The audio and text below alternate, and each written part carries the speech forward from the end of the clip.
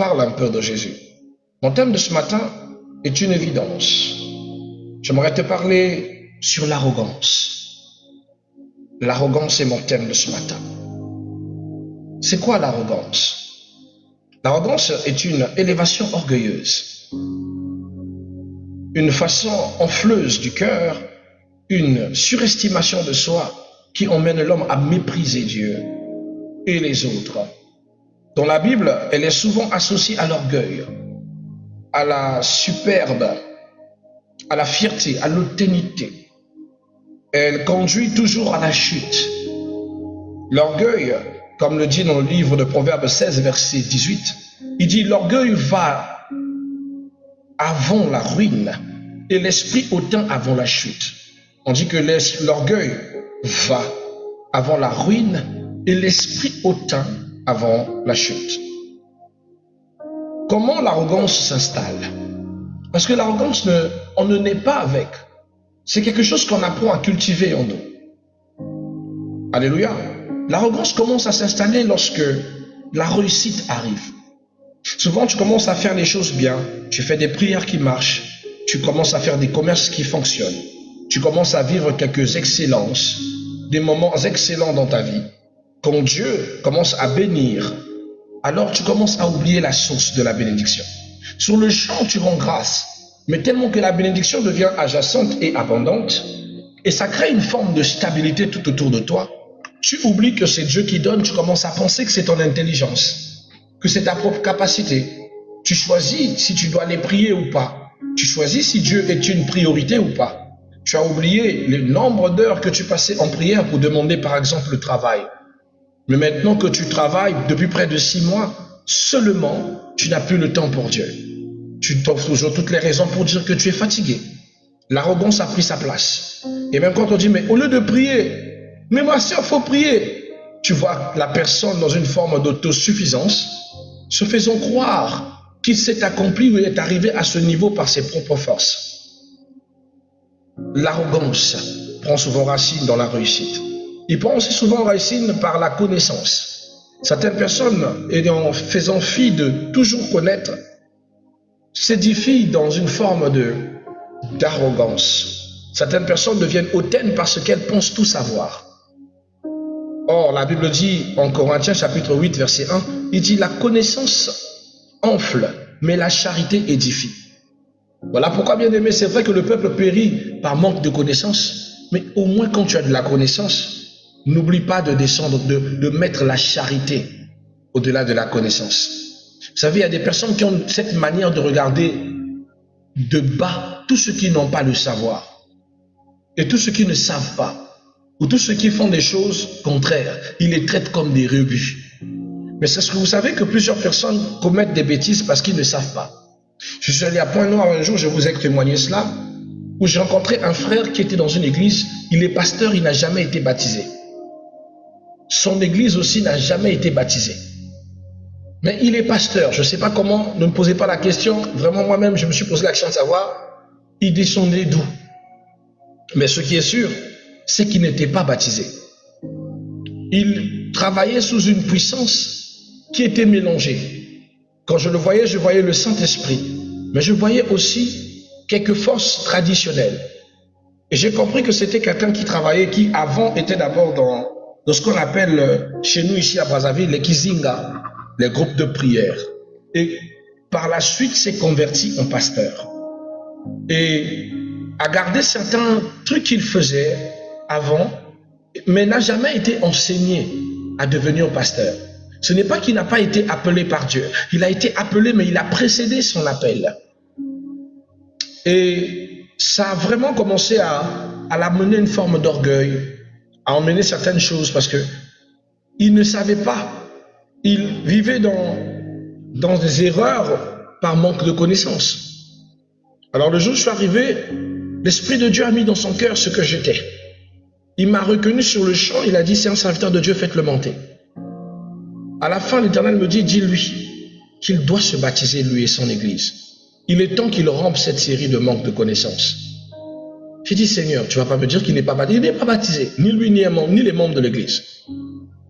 Et je le regarde, je dis, l'Éternel me dit, il est temps que tu te donnes à lui et que tu lui appartiennes. Il m'a dit que tu dois aller dans les eaux de baptême.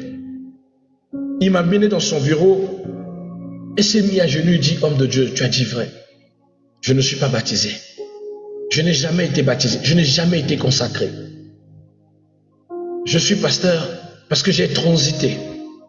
J'ai été dans le groupe de prière et après, mon cœur a tendu à devenir une assemblée. Donc je suis tel que je suis, j'ai peur de m'associer avec les autres, de peur qu'ils sachent que je ne suis pas ce qu'ils pensent. Mais les vrais qui m'ont connu depuis longtemps sachent que j'étais pour moi un berger. Il s'est ouvert à moi.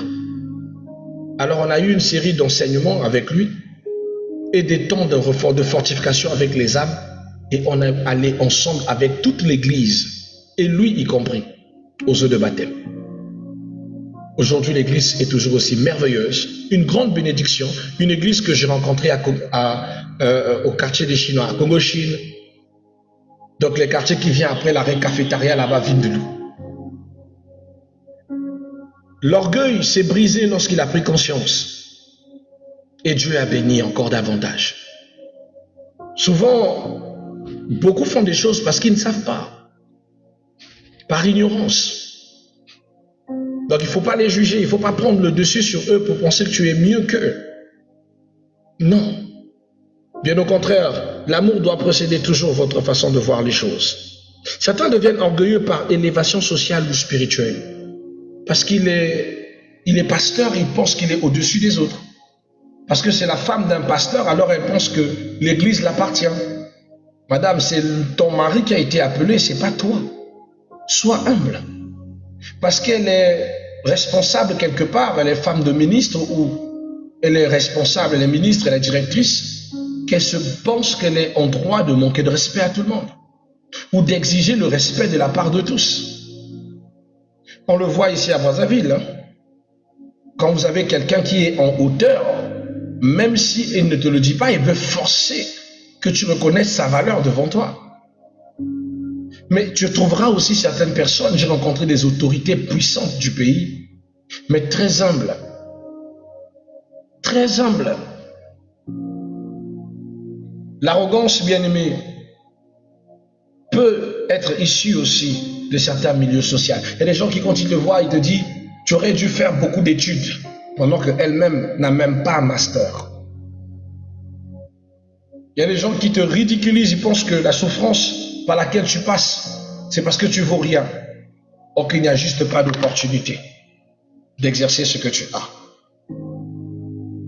Donc leur position sociale leur donne une forme d'arrogance. La troisième des choses qu'il faut savoir, ce sont les dangers de l'arrogance. Qu'est-ce que l'arrogance enchaîne pour nous les enfants de Dieu? L'arrogance attire la résistance à Dieu. Car Dieu n'aime pas les arrogants. Car l'arrogance est la fille même de l'orgueil. Jacques chapitre 4 verset 6 dit, Dieu résiste aux orgueilleux, mais il fait grâce aux humbles.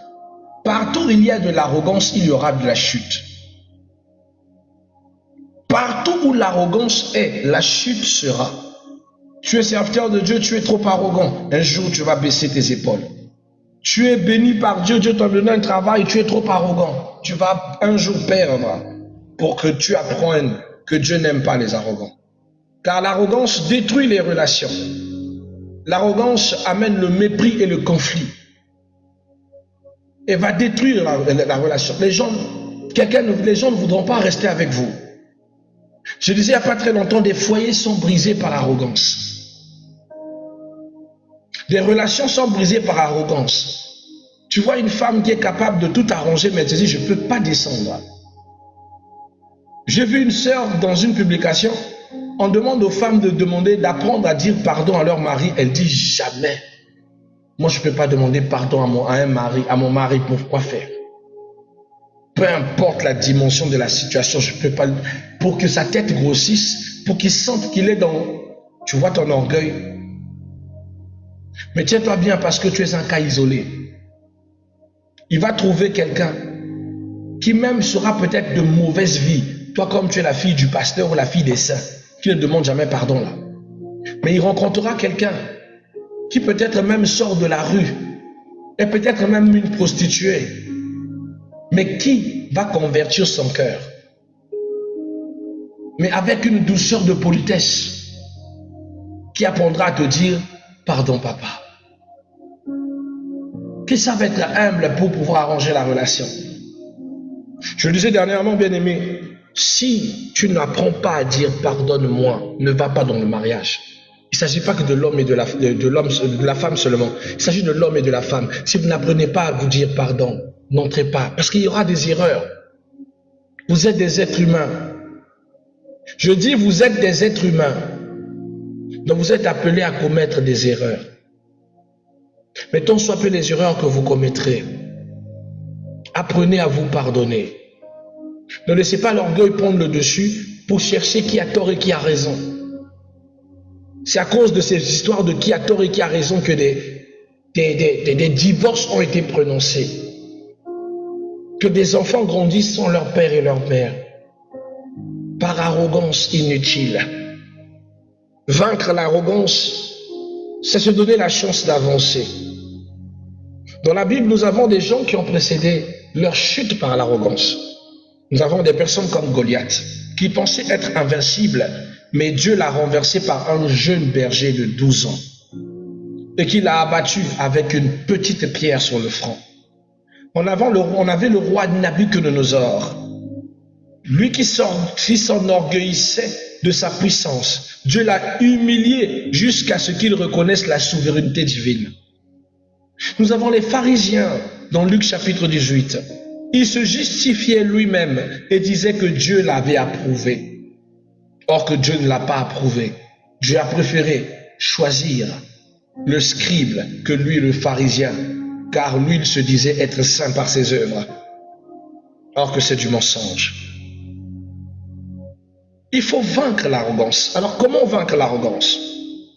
L'une des procédures la plus simple pour détruire l'esprit de l'arrogance dans votre cœur, c'est de commencer à reconnaître cette facette dans votre vie. Les arrogants ne se reconnaissent pas arrogants. Parce que ce n'est pas une chose qu'ils sont nés avec. Mais ils n'arrivent pas à savoir, à apprendre que l'évolution ou bien quelque chose qui est arrivé dans leur vie ont commencé à développer un semblant ou une vie d'arrogance. Commencez à reconnaître que vous avez ce défaut. C'est la première des choses. La deuxième des choses, reconnaître que tout ce que vous avez vient de Dieu. Quand vous avez dans votre esprit que tout ce que j'ai, tout ce que je possède n'est pas l'origine de ma volonté ni de mon savoir, mais c'est Dieu qui me l'a accordé, votre âme demeurera dans l'humilité. 1 Corinthiens chapitre 4 verset 7 dit, qu'as-tu que tu n'aies reçu? C'est une question qu'on pose. Qu'est-ce que nous avons que nous n'avons pas reçu? La vie, nous l'avons reçue. Le corps, c'est Dieu qui nous l'a donné. L'intelligence, c'est lui. Ça veut dire que tout ce que nous avons, c'est Dieu qui nous l'a donné. La troisième des choses plutôt, apprenez à développer l'humilité en votre cœur. Être humble, ce n'est pas se rabaisser, c'est reconnaître la grandeur de Dieu. Parce que les gens confondent entre être humble, c'est-à-dire se rabaisser, et d'autres confondent l'action de s'humilier. Être humble ne signifie pas se rabaisser. Être humble va dans la dimension de reconnaître la grandeur de Dieu en tout, même à travers les gens. Se rabaisser, c'est une autre dimension qui fait partie de l'humilité, mais qui n'est pas l'humilité. L'humilité me pousse, c'est-à-dire, je vois quelqu'un d'élevé, je dis gloire à Dieu. Je reconnais la grandeur de Dieu dans l'élévation de cette personne. Je vois la petitesse dans la vie de quelqu'un, je reconnais la grandeur de Dieu aussi à l'intérieur. Ça veut dire que je ne me sens pas supérieur à cette personne, je ne me sens pas aussi inférieur à l'autre, mais je reconnais toutefois que c'est Dieu qui a donné cette grâce à cette personne. Voilà l'humilité. Tandis que la fausse modestie va te pousser à te rabaisser pour feindre l'humilité. Tu n'aimes pas ce que tu fais, tu te rabaisses, pas par courtoisie, mais par fausse modestie. Tu ne vois pas la grandeur de Dieu dans la bénédiction de l'autre. Mais tu le fais parce que tu ne veux pas paraître comme un orgueilleux. Or qu'en réalité, tu feins dans ton cœur. Tu feins dans ton cœur. Alléluia. Tu feins dans ton cœur cette attitude qui est nocive, qu'on appelle l'orgueil. Sois humble, car l'humilité, c'est reconnaître la grandeur de Dieu à travers nous, à travers nos proches, à travers tous ceux qui nous entourent. C'est voir, même dans celui qui est petit, la grâce de Dieu. C'est d'apprécier la grandeur de Dieu dans les autres. C'est d'éviter de prendre les autres en petitesse, mais toujours qu'on se réponde aux autres comme les plus grands. Troisième des choses, commencer à cultiver la gratitude, c'est-à-dire dire merci à Dieu et aux hommes, élever la place de l'arrogance. Enlever la place de l'arrogance. Souvent, merci, ça coûte rien. Il y a des gens qui pensent que vous les devez des services. Ou quand vous lui donnez quelque chose, vous faites quelque chose pour lui, il n'a pas le courage de dire merci. Je te dis juste, ah, vraiment ça m'a fait plaisir. Hein? Non, comment ça t'a fait plaisir? Dis merci. Ça coûte rien. Dis merci. Ça ne coûte rien. Ça ne va pas t'anéantir. Ça ne va pas te détruire. Ça ne va pas retirer ce que tu as de vertueux en toi. Dire merci va te bénir. Apprenez à reconnaître les bienfaits des autres. Apprenez à reconnaître la grâce de Dieu dans la vie des autres. Apprenez à dire merci à celui qui tend la main vers vous. Vous lui donnez la force de continuer à vous aider ou de vous aider encore un jour.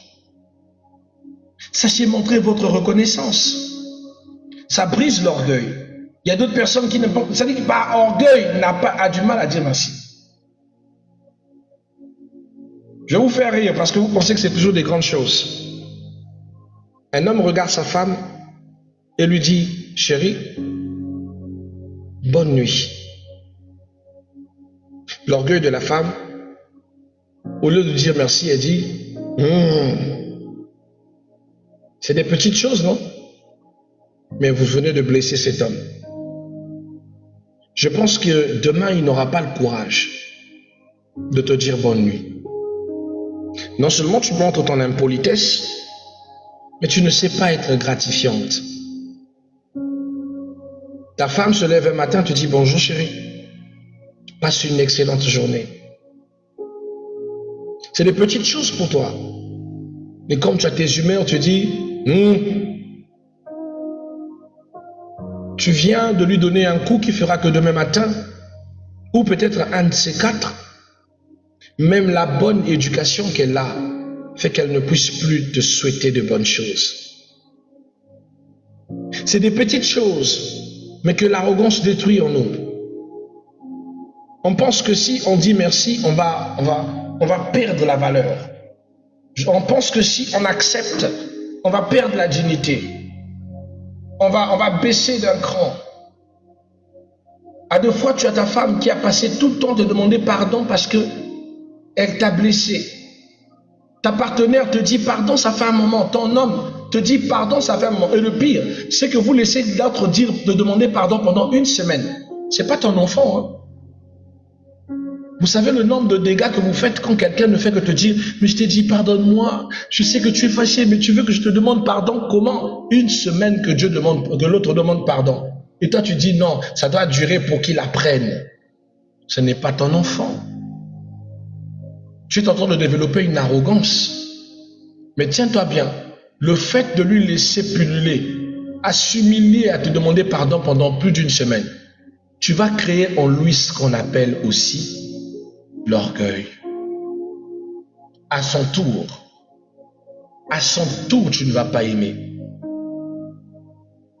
Ou il va même s'endurcir par l'absence de ce manque de pardon. Tu commences à créer un diable qui va te faire horriblement mal demain. Bien-aimé, le pardon, c'est un don qui libère.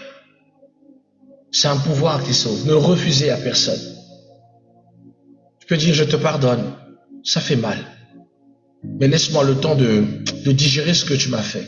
Je ne suis pas contre, j'ai pas contre, mais j'ai mal parce que tu m'as fait du mal, mais je te pardonne. Ayez la maturité d'être dans la gratitude. La quatrième des choses que vous devez faire, c'est la cinquième, c'est accepter les corrections. L'arrogant n'aime pas qu'on lui dise que tu te comportes mal. L'arrogant n'aime pas qu'on lui dise que ce que tu fais n'est pas bien.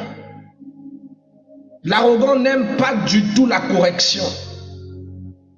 Vous devez apprendre à aimer la correction, car l'arrogant refuse les conseils, or que l'humble le cherche. Celui qui n'aime pas les conseils n'ira pas loin. Qui n'aime pas les conseils, bien-aimé, va s'arrêter au cours du chemin.